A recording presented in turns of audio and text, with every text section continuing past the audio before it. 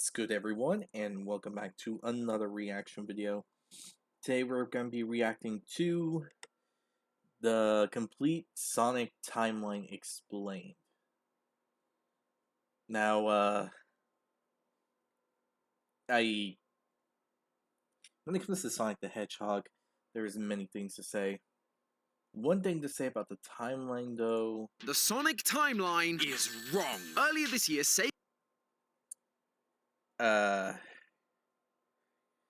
I accidentally clicked. I'm sorry about that. But the timeline is, without a doubt, confusing. There is many things to say about the timeline. Because we got stuff like, things that talk about the storybook. You know, Sonic and the Secret Rings, Sonic and the Black Knight. Then we got things involving classic Sonic. Then we got all this other stuff like the mobile games and a bunch of other related stuff. And that's all put together. It makes things a bit more rough to understand. I think that would be the appropriate word. I think so. Hard to say, really. But, yeah. That's basically what's going on when it comes to the timeline. And then we got stuff like Sonic 06. Like, yeah, that makes things a bit harder to understand. And then we got other stuff that goes on about how humans are involved, but at other times humans aren't involved in Sonic games, and that honestly just makes things even more confusing. So, on a logical standpoint, yeah, that's rough. And then we got what happened in Sonic Frontiers, where, well, things got mentioned and referenced. So, that honestly brings more questions than people should. So, yeah. So we're gonna figure out what this whole timeline is gonna be all about. And the potential correct order to make everything make sense. So I hope you all enjoyed this video. If you did, hit the like button down below. Hit the subscribe button to support the channel, support the content provided, and so on and so forth. Hit the notification button, be notified immediately when the video comes out. And, yeah. Again, if you have any videos you'd like to recommend, comment section below. The link to this video is going to be down in the description below, so be sure to give Game Theory some love and support for the video that they made. Other than that, let's get right on into this video, shall we? Okay, let's go. The Sonic timeline is wrong. Earlier this year, Sega released the official timeline of Sonic the Hedgehog, and it is all over the place. Many important games are missing, and some of the games that are in the timeline are in the complete wrong order. But don't worry, Sega, because I'm here to fix it.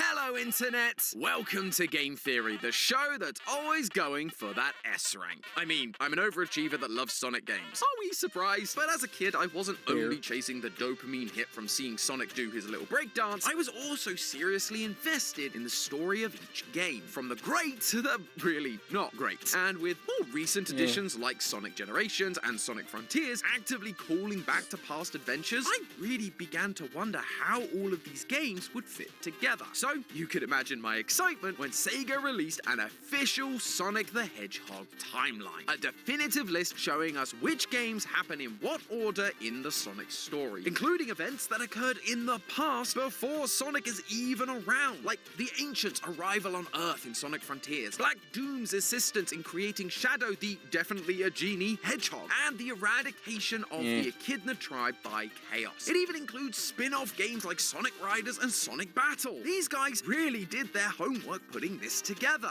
At least, that's what I was going to say. Because if you take a little more time looking at this timeline, it actually raises more questions than it answers. Why are some of the big titles missing? If some spin-off games are added, why have others not been included? And the placement of some of these games make absolutely no sense. This timeline is a certified C rank. Just made it. Exactly, Sega. You just made it. You got some stuff right, sure, but you also missed a lot of details along the way. But don't worry, friends. We here at Game Theory love ourselves a timeline. And more importantly, we love fixing timelines. By the end of this video, not only will I fix all the issues currently in this timeline, I will also have every Sonic game ever completely accounted for. A definitive.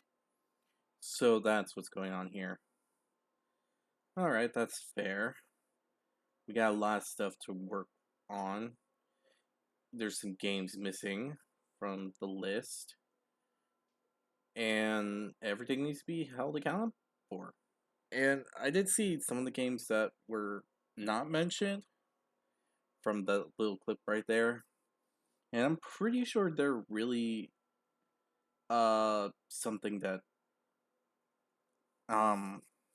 what's the correct word? I'm pretty sure they're important to the timeline. Like Sonic Rush, that technically is important because that is connected to Blaze and where she is and what she's doing and all that other stuff. So yeah, you gotta count that kind of stuff. So okay, let's see what this timeline could be like.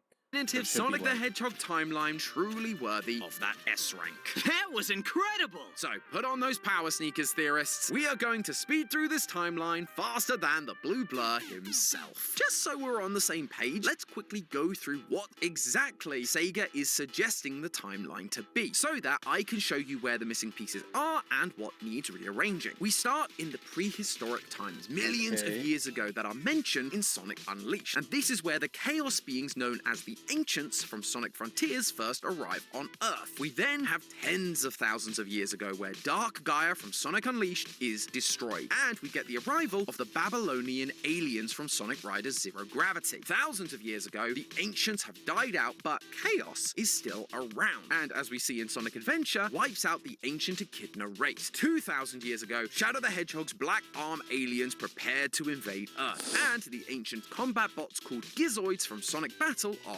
created. After a century and a half, we get Black Doom giving his DNA to help give Shadow life aboard the space colony Ark. The Gizoids on that same facility go haywire and begin destroying everything, leading Gun, the government military, to intervene and kill Shadow's dear friend Maria. See, dead kids, Sonic fits right in on this channel. And just before we get to modern day, 10 years ago, we have the weirdness that is Sonic the Hedgehog 2006's time travel. Sonic goes back in time to stop the villain Solaris from existing, along with the original version of history when the Solaris experiment fails and causes RNG destruction. Because, as we all know, time travel never makes a timeline complicated or confusing ever. When will these franchises learn? And that's just... Yeah, and that was messy. Because I think Sonic still remembers. And it has to be true, because otherwise... Well, the stuff there, it's screwy. It's very screwy. So I think Blaze and Silver remembers, because Blaze is from a different universe, and Silver is from, well, became a paradox. So I can't really forget that. And, Mephiles appeared in Shadow Generations, so it is something that happened. And this is confusing. Did Shadow change the past? Now that I think about it, that's Just the time travel's pre-history. really- Finally, we're actually into the games that involve Sonic, which are a little more straightforward, so we're gonna blast through these. Editor, let's get that speed up ready. Sonic 1, Sonic CD, Sonic 2, Sonic & Knuckles, Sonic Mania, and Sonic Superstars. That leads into our modern Sonic era with Sonic 4, the present day of Sonic Adventure, Sonic Shuffle, the most random spin-off tie-in, but okay, the present day of Sonic Adventure 2, Sonic Advance 2, Sonic Heroes, the present day of Shadow the Hedgehog, the present day of Sonic Battle, Sonic Advance 3, Sonic Rush, the present day of Sonic 06, Sonic Riders, Sonic Rush Adventure, the present day of Sonic Riders Zero Gravity, the present day of Sonic Unleashed, Sonic Colors, Sonic X Shadow Generation, Sonic Free Riders, Sonic Lost World, Team Sonic Racing, Sonic Forces, the present day of Sonic Frontiers, ending 200 years in the future with Silver the Hedgehog's 2 timelines from Sonic 06, and scene. Whew, gosh, that was a lot of games, as you'd expect from a franchise that's been around for nearly 35 years. However, I don't know if you noticed, but despite it... So Sonic Rush was at it. Okay, that's good. Okay. But that's interesting. So, Sonic CD, the game that introduced Amy, appeared before. Okay, that makes sense, because it was first Tails, then Amy, then Knuckles. But I thought Sonic Mania and all that was like an alternate timeline, not like past, because wasn't there a thing within Sonic Forces saying that this classic Sonic was from an alternate dimension, not the original timeline? Or am I just assuming that? Because I'm pretty sure it was mentioned that it was dimension, not time travel.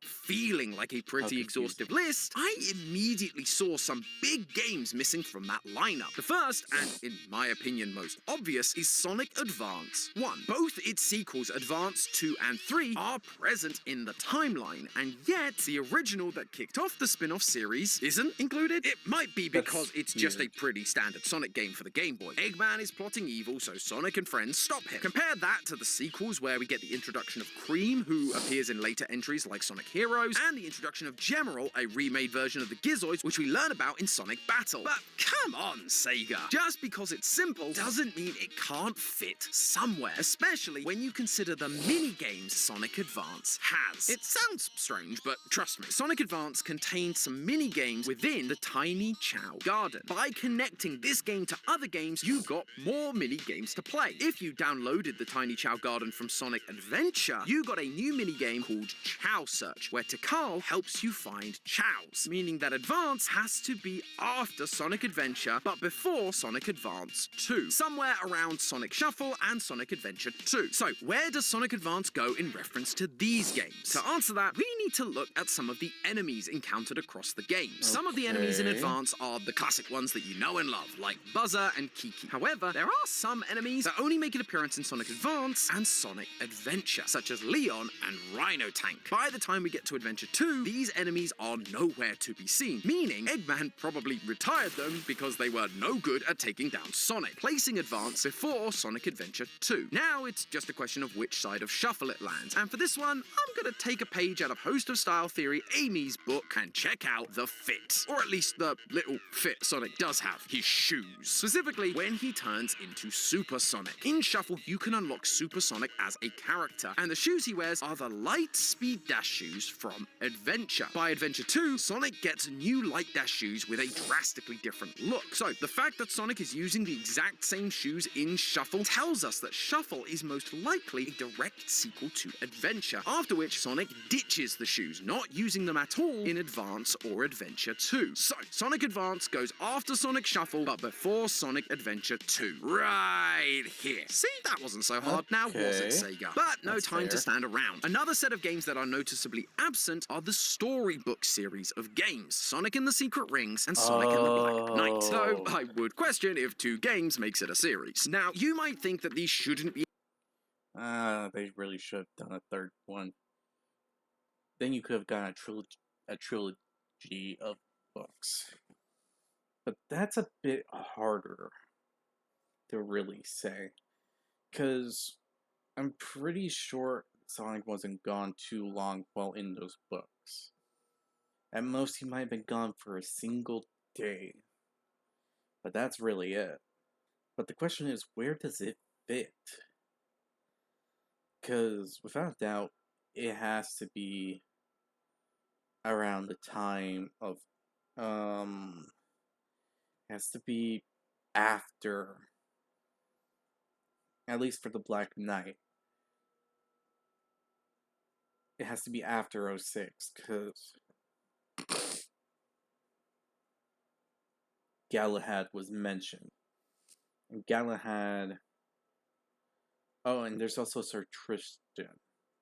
And that one's... Tristan and Galahad were both Silver and Jet, so it has to be after Sonic Free Riders and Sonic 06. Otherwise, that one makes no sense. So where does that fit in the timeline?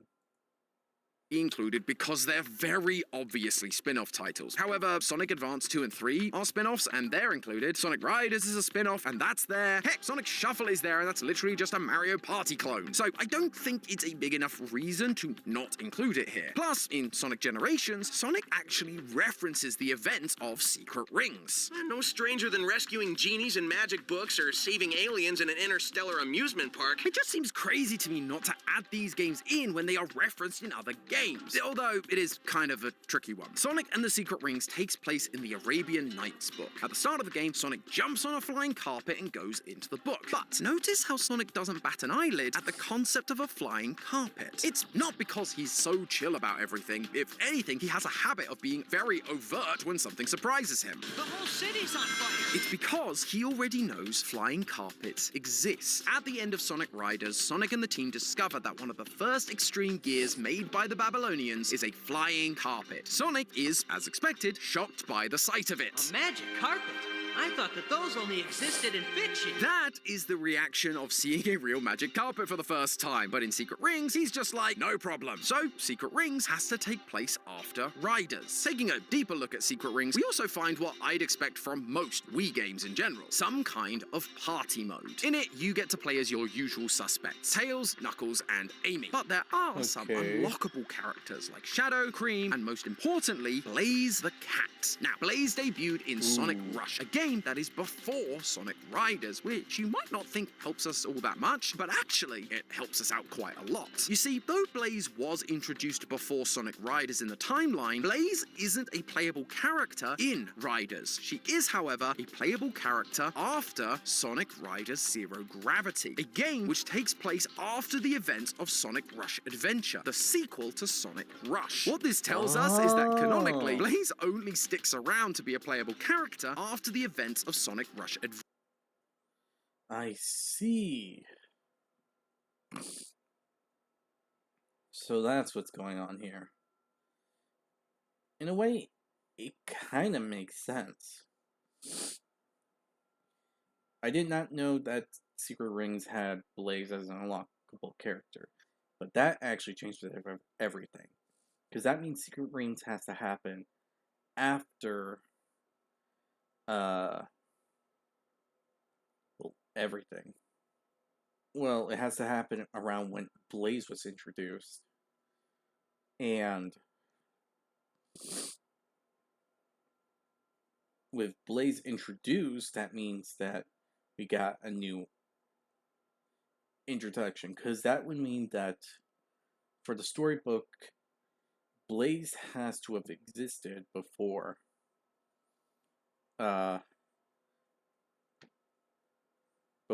like being added and all that. So it has to be within this timeline, so probably between Adventure and Zero Gravity.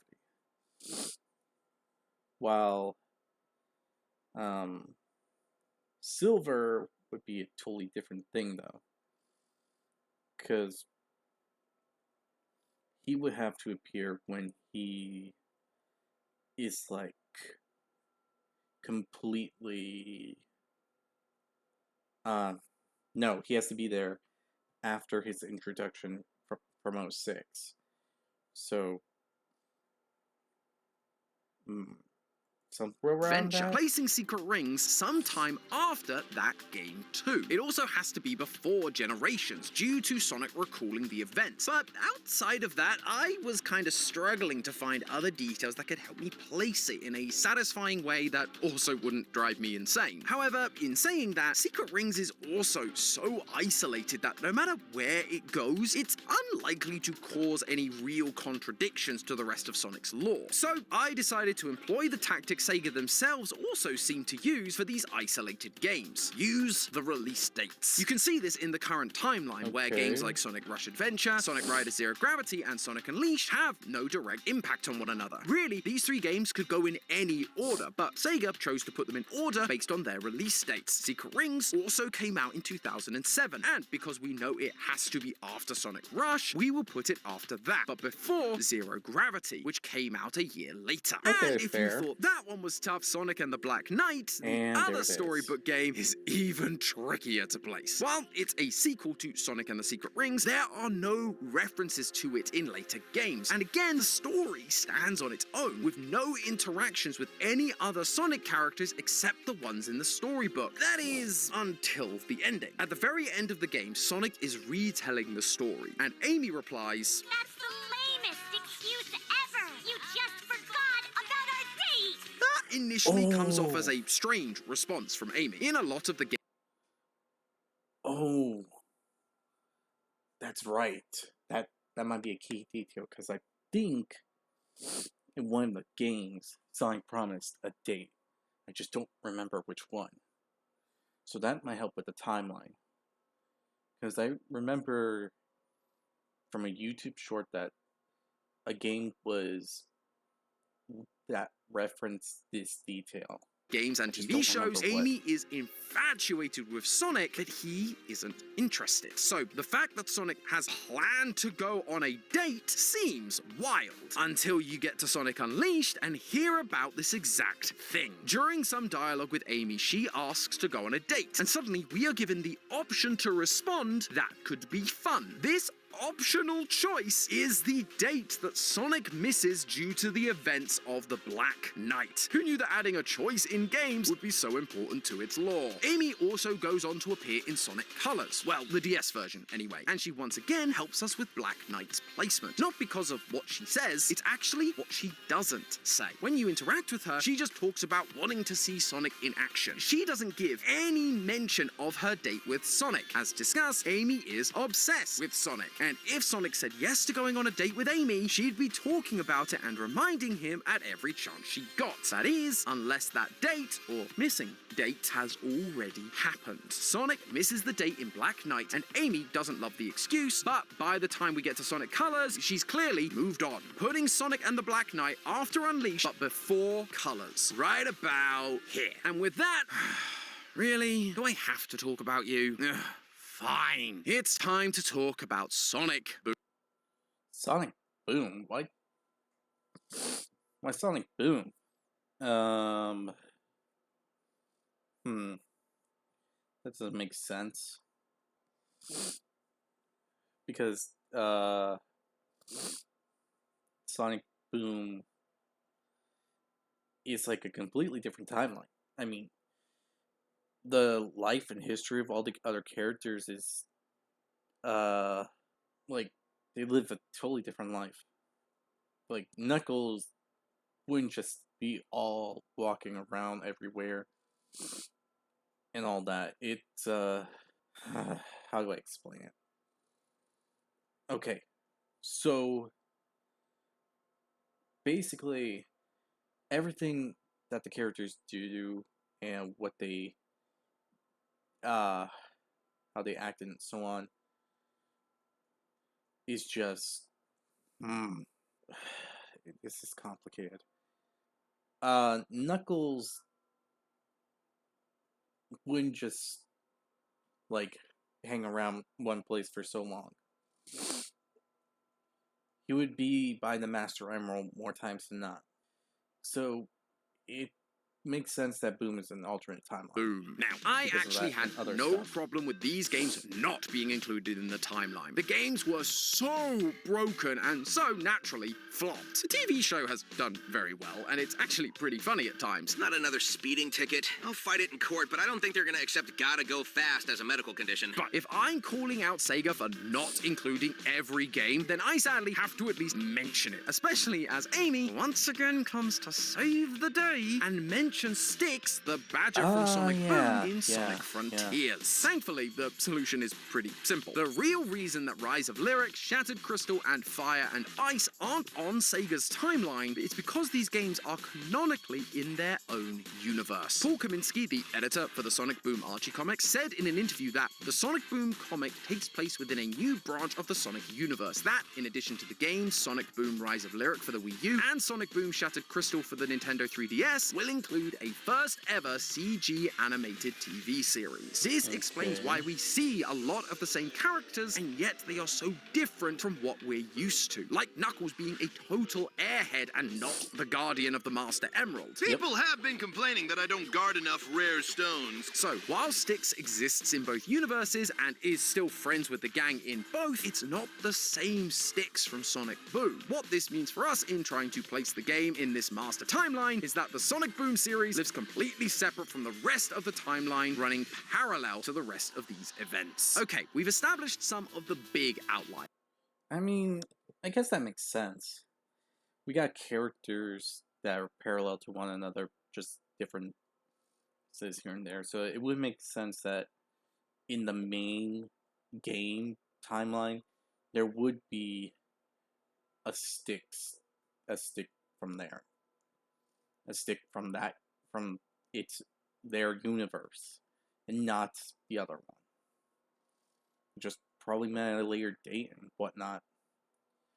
That or something happened to the Boom universe and bam, Styx got teleported there, but that's neither here nor there. But there's still a lot more to cover. Across the timeline, we have a handful of smaller spin-off titles like Sonic Battle, Team Sonic Racing, and Sonic Shuffle. This initially surprised me because I would never expect a party or racing game to be added to the canon timeline, especially when the plot is pretty much the same as it always is, but with racing or karts. It doesn't exactly enrich the lore of Sonic, but it also doesn't contradict anything we already know, so it's also not a big deal either. Other more plot-heavy spin-offs like Sonic Battle and Sonic Riders made more sense being added to the timeline. In Sonic Riders, they introduce a bit of history to the universe on how the Babylonians came from space, and in Sonic Battle, we meet Emerald, one of the ancient robot Gizoids discovered by Gerald Robotnik. Both these games enrich the lore of Sonic's universe. They gave us a glimpse into the past, but once again, the key point is they didn't contradict anything we already knew. And so if that's the main criteria for a game to be in this timeline, then there are loads more spin-offs that could be added to this thing. Like this one. No, editor, that's not it. I'm talking about don't just keep showing me the same... Wait, is that another group of freedom fighters trying to save their world? Well, I guess I'm here, so I might as well talk about them. Plus, they are sponsoring today's video. It's Acecraft. Oh, okay, that's... I heard about it, but I'm not too interested about the game, so yeah. Yeah, I think that's good. Sky Hero for sponsoring this video, but now let's start placing some actual spin-off titles in this timeline. Now, for time's sake, I can't go into detail on every single spin-off, because much like Nintendo with Mario, Sega loves making Sonic spin-offs, and most of these spin-offs, like Sonic Chaos, Dr. Robotnik's Mean Bean Machine, Tails Sky Patrol, and Waku Waku Sonic Patrol Car, offer the very basic plot we're all used to. Eggman is evil and does an evil thing, Sonic, or sometimes another character, says no and saves the day. These events aren't mentioned or recalled again, so really they can kind of go anywhere, and therefore we'll be placing them based on their release dates like we talked about earlier. But there are some games that require a little more thought in terms of their placement, and almost all of them come from the classic Sonic era. For example, Sega Sonic the Hedgehog is an arcade game from 1993. The plot is once again the usual. The thing that's different here is the debut of characters Mighty the Armadillo and Ray the Flying Squirrel. So far in the timeline, a character character's debut game has also been their introduction as a character, like Amy in Sonic CD, Cream in Sonic Advance 2, and Blaze the Cat in Sonic Rush. So, this game has to be the first time we meet Mighty and Ray, therefore placing it before Sonic Mania Plus. And when it comes to being more specific, this is where Ian Flynn, a former writer of the Sonic Archie comics, current writer of the Sonic IDW comics, and the overall guardian of Sonic's lore, comes in clutch. Do you know or have a theory as to when Sega Sonic takes place? After Sonic R. And where does Sonic R take place? Or Sometime after 3D Blast. when does 3D Blast take place? Sometime after Spinball. When does Spinball take place? Sometime after Sonic 3 and Knuckles. That places Sega Sonic right here, and happens to also place Sonic R, Sonic Spinball, and 3D Blast 2. Ian, you're a hero. Wow. Placing Sega Sonic also helps us That's with actually another really cool. game that is surprisingly missing from the timeline, Knuckles Chaotix. This game introduced a bunch of new characters that now feel like staples in the franchise. Vector the Crocodile, Charmy the Bee, Espio the Chameleon, oh, and also Heavy and Bomb. But the key is the returning characters, such as Knuckles and Mighty. This would mean that the game has to take place after Sonic and Knuckles 3, where we first meet Knuckles, and Sega Sonic, where we first meet Mighty. Same thing for Sonic the Fighters. It has to be before Sonic Mania due to the cameo appearance of Bark the Polar Bear, but Fighters is his debut appearance. However, there is one spin-off that I have yet to mention. One that is plot heavy, enriches the lore of Sonic's world, but is never mentioned. Some of What? you may have Which one is never that? even heard of it, but it was a game that came out on the Nintendo DS in 2008, and That's I an loved it. It's called Sonic Chronicles: The Dark Brotherhood. The reason Oh, people forget about this yeah. game is because Sonic Chronicles was an RPG, which is not what I remember that game. I remember playing it on display at a store. I don't know which one it was, but I do remember the game. I remember being able to play on it on the DS, and it was fun. It was fun. I'm not gonna lie, but it wasn't my cup of tea when it came to Sonic games. I don't know much about the game, I will admit, but I do remember playing it, even if it was displayable. we've come to expect from our spiny blue boy. You can have all of your favorite characters join the team, like Knuckles, Shadow. You could even have Big the Cat on your team. But it was made pretty clear in the Sonic the Hedgehog Encyclopedia that this is a non-canon adventure. And this book is written by Ian Flynn, so you know that that's where Sega stands on this game. But what I've never understood was why they decided this game wasn't canon. The game's plot gives us way more backstory on the echidnas, and overall, it's a pretty well-told story. So on this occasion, I'm going to break the rules a little bit, and I'm going to ignore Sega and prove that this game can fit into the canon timeline. In Chronicles, we learn of two echidna tribes, the Knuckles clan and the Nocturnus clan. These clans go to war, and then the Nocturnus clan create the Gizoids that are already mentioned in the timeline 2,000 years ago, which helps explain where they came from. Then, in order to combat the Gizoids, the Knuckles clan wanted to use the Master Emerald, which is where the story from Sonic Adventure comes in, where chaos appears and wipes out the Knuckles clan. This obviously is mentioned in the timeline, but it is said to happen much earlier than the creation of the Gizoids. So, if we are going to add Chronicles to this timeline, both these events would need to come together and take place in the thousands of years ago section. As Chronicles lore states, these events occurred 4,000 years ago. But that's just the past events that we've been able to place. We also need to know where the present day events of the game take place in this timeline. To solve for that, we need to look at some of the characters in the game. For example, Cream the Rabbit is a playable character, so that puts Chronicles after Sonic Advance 2. Another character, or enemy, in Chronicles is the Gizoids. You encounter them many times during the game, but after the team's first encounter, the gang talks about the Gizoid as though they already know what they are, and asking how the Nocturnus clan got one. This means they've already met Emerald from Sonic Battle, so it has to be after that. And those same Gizoids Gizoids help us know which games it's before in the timeline as well. See, when we meet Emerald in Sonic Battle, Eggman takes control of him to become a destroying machine, and Emerald knows the only way to stop it is to self-destruct, rather than letting Tails try to fix it. Tails then goes on to state that one day, when the world is a better place, they may be able to rebuild Emerald. And that right there is proof that the Gizoid technology is beyond Tails' ability. They couldn't fix him when he was malfunctioning and had to accept that Emerald had to self-destruct. But that is not the case in another game that features Gizoids. In Sonic Advance 3, Eggman creates Gemerald, an upgraded version of Emerald. Gemerald is the big villain of the game, and in the end, Super Sonic defeats it. And at the end of the credits, we see Gemerald washed ashore. Tails then starts tinkering with this robot designed for destruction, and in the next few pictures, we see that Gemerald is now good. What that means is that between Sonic Battle and Sonic Advance 3, Tails has somehow managed to figure out Gizoid tech. But how could he have done that if Emerald is gone and there's no other Gizoids around? Because Tails fought extensively against the Gizoids during the adventures of Sonic Chronicles, and so now has a better understanding about what makes them tick. This puts the events of Sonic Chronicles nicely in between Sonic Battle and Sonic Advance 3. Wow, for a game that's considered non-canon, it's actually a great addition to the timeline, learning more about Knuckles' origins as well as all the Gizoids. Now, with all of these spin-offs and mainline games added to the timeline, it is looking beautiful. Every game Sonic has touched is now canon and is included here. So,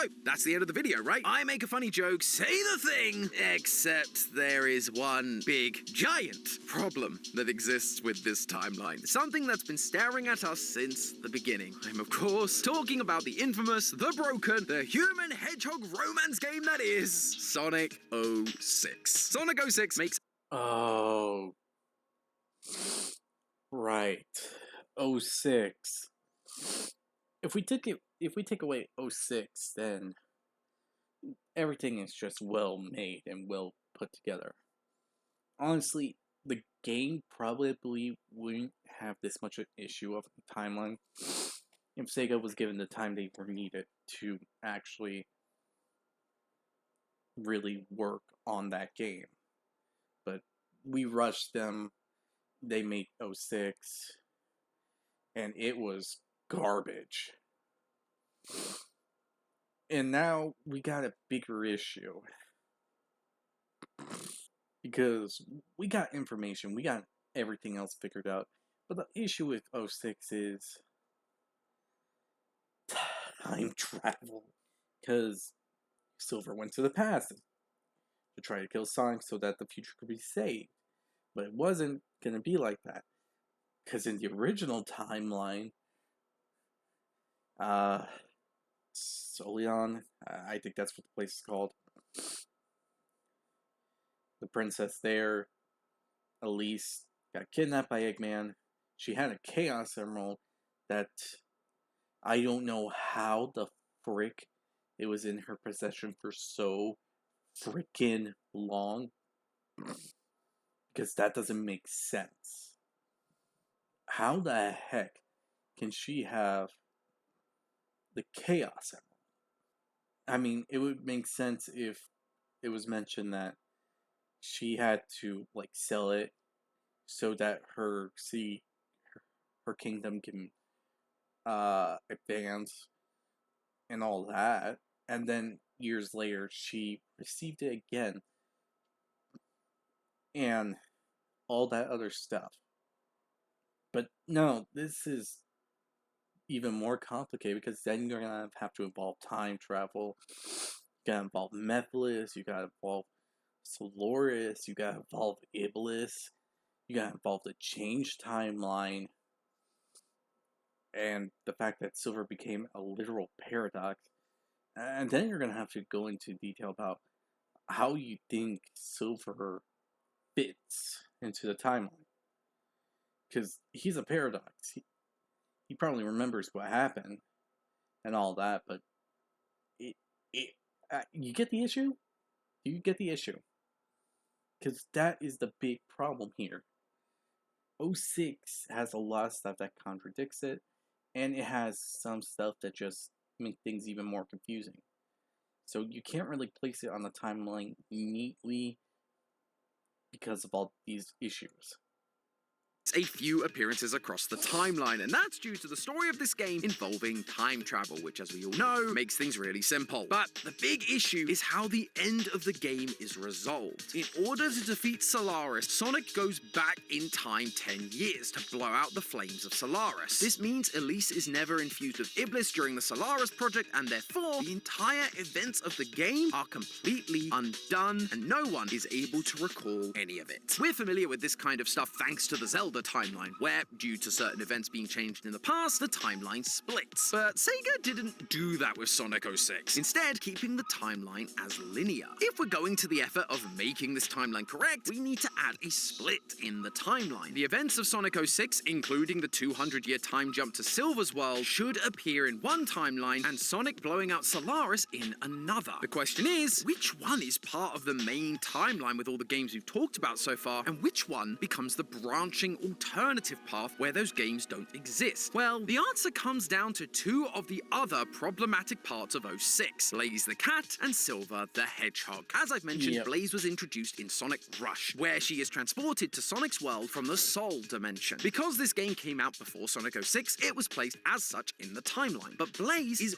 also in Sonic 06, not as a character from Sonic's time, but as Silver's companion 200 years into the future. The first question fans have been asking is, how does Blaze exist 200 years in the future, but also exist in Sonic's time, albeit in a different dimension? I believe this is due to the events at the end of Silver's story in 06. When Silver goes back in time to defeat Iblis, he tries to seal it inside himself, but it won't work. Blaze then offers herself as a sacrifice, and it works, and she fades away. A lot of people have taken this moment to be Blaze's death, but there are two separate things that tell us something different. The first one is what Blaze tells Silver to do during the cutscene. Come on, make it quick. Use your chaos control to stop time. Then seal us into a different dimension. And the second comes from the Sonic Encyclopedia, where Ian Flynn states, Blaze seals Iblis inside herself and is lost to another dimension. In both cases, it is clear that Blaze fades away as she is sent to another dimension, the Soul Dimension, where she then ends up back in the main series timeline during the events of Sonic Rush. But now there's a different issue. In Sonic Rush, she assumes Sonic is bad news, and Sonic has to convince her otherwise. She has no clue who he is. So if Blaze met Sonic in 06 and then was sent back in time to the Soul Dimension, why does she not remember him? Well, Takashi Iizuka, Sonic 06's creator, actually made a statement on this and why no one remembers any of the events of 06. He said, quote, basically, what happened is everyone had, like, amnesia. This amnesia includes Blaze and Silver and is why Blaze has no recollection of Sonic in Sonic Rush. But if that's the case, why would Sonic not recognize Blaze after Sonic Rush in 06? Well, because of the timeline split. If Sonic doesn't recognize Blaze in 06, maybe that means that 06's Sonic never met Blaze prior to this moment. As in, 06's main game isn't part of the main timeline we've been discussing, but is the branching alternative path. A timeline where Sonic Rush hasn't happened, and so Sonic wouldn't recognize her in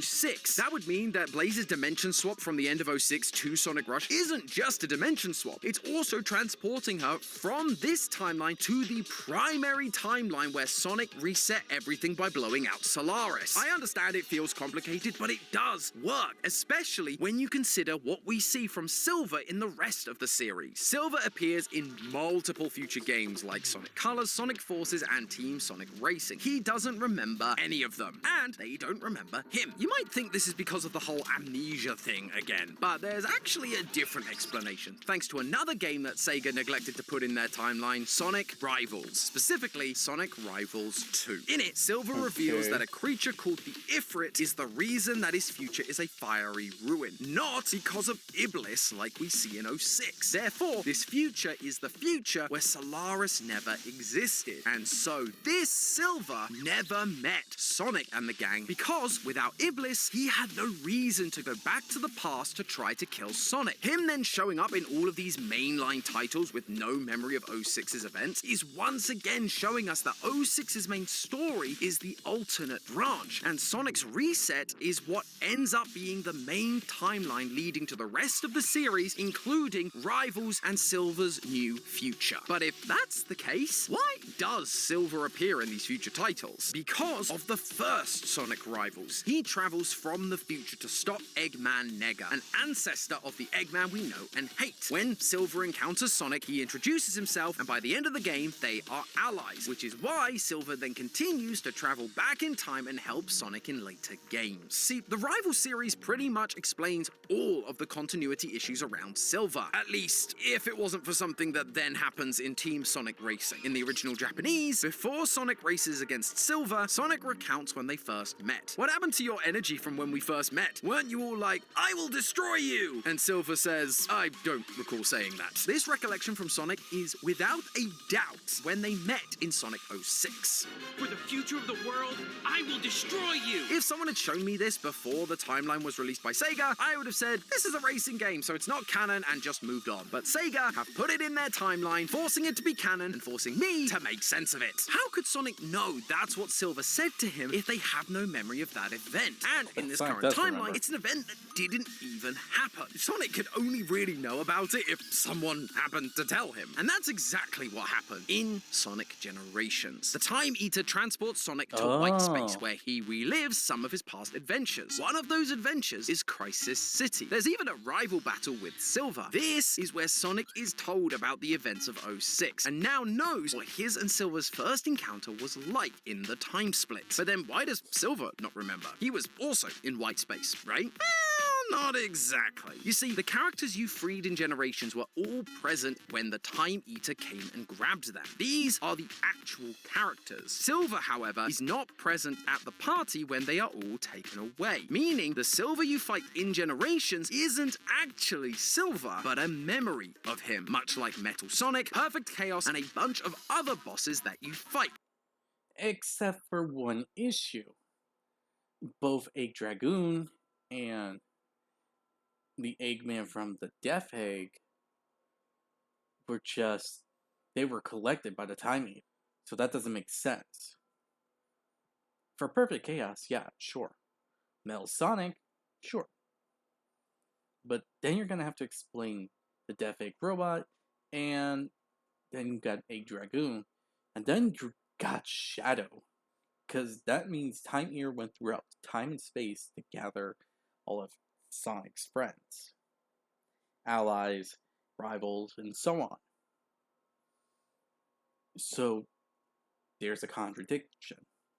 And then we got the end of the last fight between Sonic and the two Sonics and the two Eggmans. Silver's there and all that. And then Silver appears at the end. So how does that work? And if we didn't count if Shadow Generations wasn't there, then we wouldn't have known that we would have thought he was a memory too. But in actuality, he's not. He just was living through his own thing in his own personal white space. And then came out and met Sonic in his white space. And the two fought. So the same could have happened to Silver. We just don't know about it yet. It's not really him, and so he isn't learning about the memory like Sonic is. Wait, did I do it? Did I finally manage to make sense of the giant plot hole that is Sonic 06? Get in! We now just need to figure out a more solid place for Sonic Rivals in this new arrangement, and we'll be home free! So, with Sonic Rivals being Silver's introduction to the cast, it needs to take place before he becomes a regular character in the background or party games. His earliest inclusion at the moment is in Sonic and the Secret Rings, which means Rivals has to be before that, and likely after Riders, where he isn't playable, similar to Blaze. However, Blaze Blaze isn't mentioned or featured in Rivals. She only appears as a collectible card, which I would say is more of an Easter egg than something canonically lore relevant. So, because Blaze isn't in the game, and we've established that canonically Blaze became part of the team after Sonic Rush Adventure, that puts Rivals before Sonic Rush Adventure and after Riders. And the sequel also lacks Blaze, which tells me that once again, it takes place before Sonic Rush Adventure, making Rivals 2 a direct sequel. This also puts Eggman Nega's interdimensional attempts to rule the world nicely together, which isn't super important, but it's a nice little bow on it all. And so, with that, loyal theorists, I present to you the true Sonic timeline. It includes every game they have ever made. Games that needed to be added to help make sense of the continuity issues like Sonic Rivals. Games that were referenced but were missing from the timeline like Secret Rings. And even games that were considered not canon, we have found a home for in a way that makes sense and enriches the lore of Sonic's universe like Sonic Chronicles. I guess the only thing left to do now would be to explore some of the other continuities. With 06 showing us branching timelines are a thing, there is a chance that things like Sonic Boom, the Archie comics, the TV shows, even the movies could be added to this thing as extra branches that appear maybe earlier in the story. Although, maybe I'll let Lee handle some of that. But hey, that's just a theory. A game theory! Thanks for watching. Okay, that's interesting. That has some good details that honestly gave me my Sonic fill for the month and all that. Though, in all honesty, I do feel like there's one big issue, and it's not really 06, it's more of Generations. Because, in all honesty, I feel like that's the biggest issue here, too. Because if we didn't get Shadow Generations, then yeah, everything that was being said would be true. But, with Shadow Generations, Shadow wasn't there, personally. He wasn't at the party or anything. He was in space. And then we got that whole issue with the two Eggmans. How did that work? Did Eggman travel throughout time just to grab him so that they can both work together? And the Time Mirror just grabbed the materials? But that wouldn't make sense either.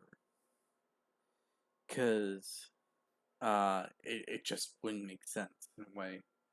Because the way both Eggmen reacted, it just wouldn't have made sense. Because that, if it was a memory, they wouldn't have reacted the way they did. It's possible that the Time Eater might have given both Eggmans amnesia, maybe. But still, if that's the case, how would Sonic interact with Crisis City? That wouldn't make sense. And then you gotta go with Shadow Generations, where he has to go through Kingdom Valley, another 06 place. Both of these places have some stuff that just contradict that kind of detail. Because if those two can get involved with that kind of stuff, and if Mephiles is involved in Shadow's part because, hey, Shadow got involved with a different timeline. And then we got the whole thing with what Mephiles was saying, and so many other stuff. And to go back into Sonic 06, Sonic appeared and watched everything. And yet, at the end of it all, despite everyone forgetting and all that, he was there. And he had like this smile on his face and all that. And it didn't look like one of awe. And Elise probably has something in the back of her head telling her, this person seems familiar. Which, while it does make sense for amnesia, it honestly makes things more confusing. So yeah, I don't feel like everything is placed completely right. At least towards a true explanation. Because in the end, what happens if we get another generation's part? And it's Silver's turn. And bam! We find out Silver that we thought was a memory is actually the Silver we know. Not from this new timeline, but from the original. And he actually does remember, and he does recount memories and details that that we've already been through from games he's been a part of. Honestly, that is probably my only issue, because in case of scenario where Silver might get a Generations game, and it might contradict the whole thing, and then we got the loose parts that just feel like they're not really fully tied in and all that. It feels like that could be an issue as well. I don't know. It just feels like there's that one part that will just change everything.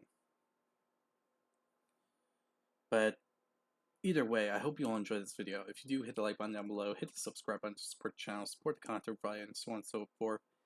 Tell me what you think about this whole thing in the comment section as well, because I feel like there's some stuff to really address here. But yeah. Other than that, hope you all enjoy, and I'll see you all next time.